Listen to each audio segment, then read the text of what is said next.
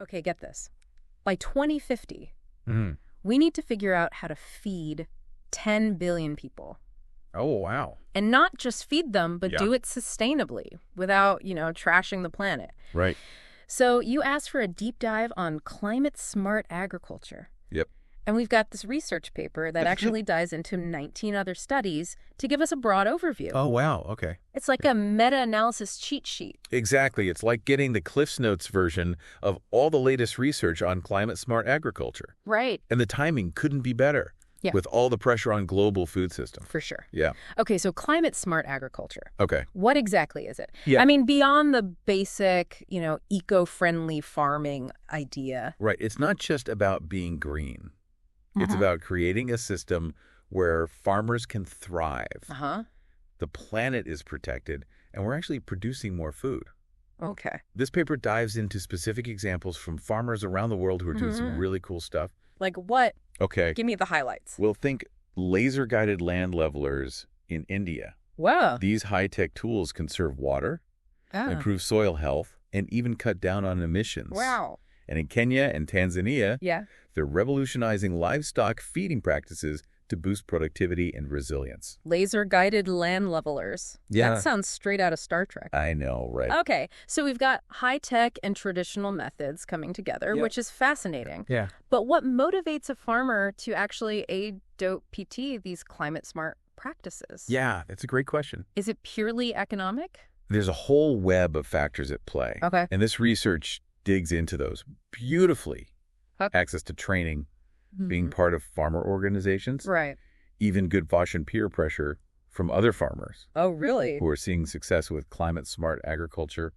It all adds up. So it's like a social movement as much as a technological one. Precisely. Yeah. But here's the thing that surprised me. Okay. The research found that a farmer's desire to be seen as doing good, Oh, wow. their social responsibility awareness, is actually a significant factor in their decision to adopt climate-smart practices. So farmers are motivated by more than just profit. It seems so. That's kind of heartwarming, actually. Yeah. But does all this good intention actually translate into results? Yeah, that's the million-dollar question. Like, can we measure the impact of climate-smart agriculture? And the research gives us a resounding yes. Okay. We're talking increased crop yields, higher incomes for farmers, and more resilient farms that can better handle climate shocks. All right, give me some specifics. Okay. What kind of results are we seeing on the ground? For instance, in eastern India, Okay. climate-smart practices boosted paddy yields Wow. and incomes. Wow. And in Ghana, when farmers combined multiple techniques like drought-tolerant seeds and zero tillage, Right.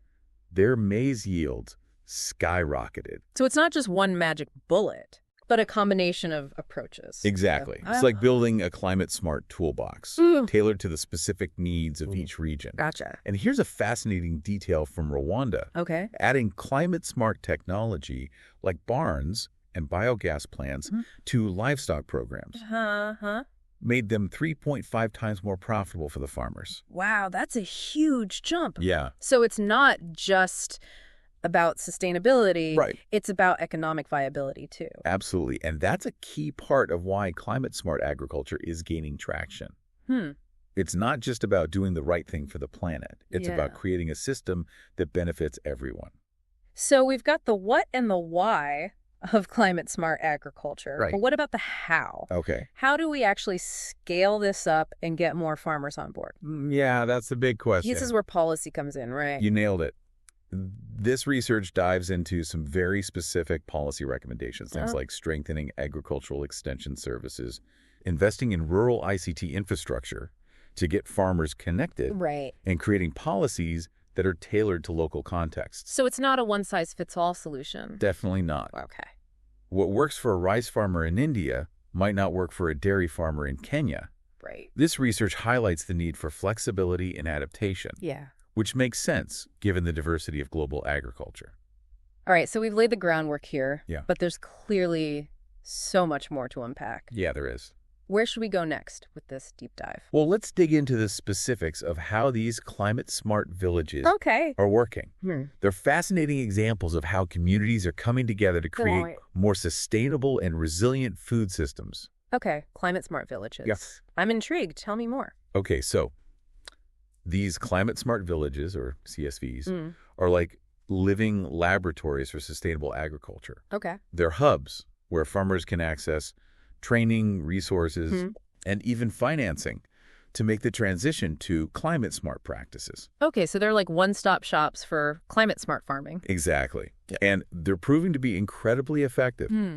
The research paper highlighted a study on CSVs Okay. in the Indo-Gangetic plains of India, Right. where adoption rates for those high-tech tools we talked about, Okay. laser land levelers and happy seeders, Yeah. were really high. You mean the Star Trek farming tools? Yes, exactly. What were the adoption rates? 77% for laser land levelers Wow. and 52% for happy seeders. That's impressive. Yeah. But didn't you say those are pretty big investments for farmers? You're right, they can be. Yeah. But here's where the CSVs come in. Okay. They often have custom hiring centers where farmers can rent these technologies Oh. instead of buying them outright. Ah, so it's like sharing a fancy tractor.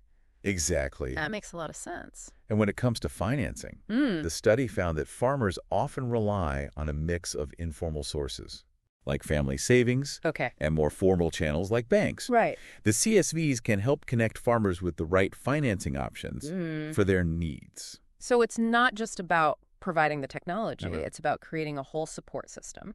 Precisely. And the research suggests that CSVs are particularly effective in helping smaller farmers Oh, okay. access these climate-smart technologies and practices, which is a huge win for equity and inclusion. I'm really liking this CSV model. Yeah. What other examples did the research highlight? There was a fascinating study in Kenya that looked at the impact Okay. of CSVs on livestock farming. Interesting. And they found that CSV interventions Okay. led to a significant increase in the adoption of improved livestock breeds, Hey. which can be more productive and resilient. Wait, climate smart agriculture applies to livestock too. Yeah. I was thinking mainly about crops. It's all connected. Oh, right. Remember, climate-smart agriculture is a holistic approach. Right, of course. And livestock plays a huge role in global food systems. Right. So making livestock farming more sustainable Yeah. is crucial. So how did these CSVs in Kenya help with livestock? Well, they promoted the use of improved breeds, Okay. but also encouraged farmers to join savings and credit groups. This gave them access to the capital they needed Right. to invest in these better breeds. Okay. It created a ripple effect of positive change. Interesting. Yeah. So it's not just about the technical aspects of farming, but also the financial and social structures that support those practices. And here's where it gets even more interesting. Okay. Initially, the introduction of improved breeds Okay. benefited larger livestock owners more. But the CSVs helped level the playing field Oh, wow. by providing access to credit, Right. making the distribution of improved livestock Okay. more equitable. That's awesome. Yeah. So CSVs aren't just promoting sustainability. Right. They're also promoting fairness and equity. Within farming communities. You got it. It's a reminder that sustainability isn't just about environmental protection. Right. It's about social justice, too. So we've got India and Kenya. Yeah. Any other regions making waves in climate-smart agriculture? The research paper also featured several studies on China, which is a major agricultural player on the global stage. Interesting. I'm curious to hear what they're doing. One study in China looked at the role of social responsibility awareness Okay. in driving CSA adoption. They found a strong correlation between a farmer's sense of responsibility for the environment and their likelihood of adopting climate-smart practices. So even in a country as large and complex as China, Yeah, that individual sense of responsibility still matters? absolutely. And it suggests that cultural values and personal ethics can be powerful drivers of change, even in the face of systemic challenges. That's really encouraging. Yeah, it means we all have a part to play in creating a more sustainable future. Exactly. And another Chinese study looked at the economic benefits of CSA. They found that higher levels of CSA adoption were linked to increased household income, net farm income, and even income diversity. Okay, so the economic argument for climate-smart agriculture is getting stronger. It is. Because ultimately, we need solutions that work for both people and the planet. Well, this research paper really paints a global picture. Yeah. of climate-smart agriculture in action. It does. Which is fantastic. Yeah. But I'm also curious about the intellectual property landscape. Okay. You know, who's developing these climate-smart technologies? Right. Who owns the patents? And are there any barriers to access? That's a great question. And this meta-analysis actually includes a study that delves into patent networks related to CSA technologies. Okay, patent networks.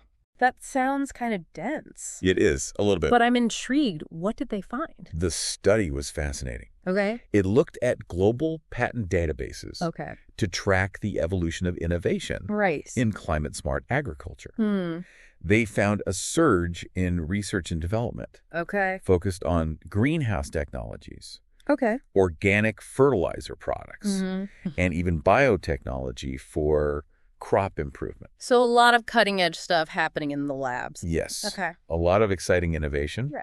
But the study also highlighted some potential roadblocks. Oh, no. Roadblocks? Like what? Issues related to patent ownership and the path dependency they can create. Okay. In other words, if the intellectual property rights for a particular CSA technology are held by a single company or country, it could limit access and affordability for farmers in other parts of the world. Ah, that makes sense. Yeah. So it's not just about inventing the technology. Right. It's about making sure it's accessible and affordable for the farmers who need it most. Precisely. And that's where international cooperation becomes crucial. The study emphasized the need for greater collaboration to facilitate technology transfer and ensure that the benefits of CSA innovation reach farmers all over the globe.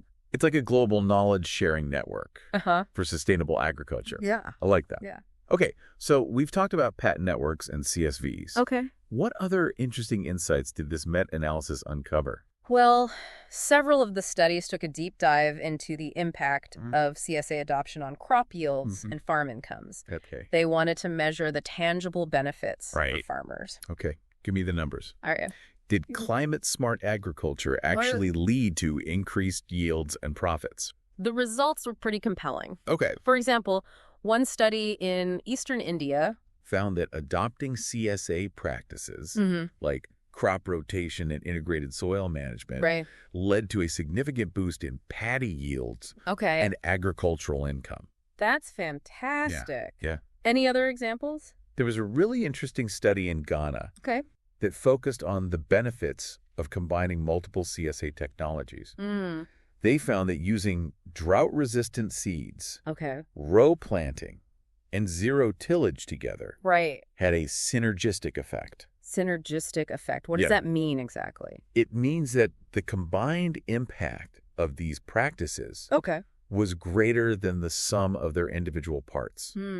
It's like they amplified each other's benefits. So it's like a 1 + 1 = 3 kind of situation. Yeah, that's a great way to think about it. I love that. And it highlights the importance of taking a holistic, integrated approach to climate-smart agriculture. So we're seeing a pattern here. Yes. Climate-smart agriculture is leading to better yields, higher incomes, and more resilient farms. Yeah. That's a pretty strong argument for wider adoption. It is. But I have to imagine there are still challenges and limitations to consider. Yeah. What did the research say about that?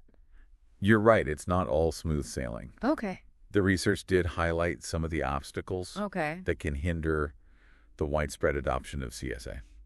All right, let's talk about the challenges. Okay. What are some of the things holding climate-smart agriculture back?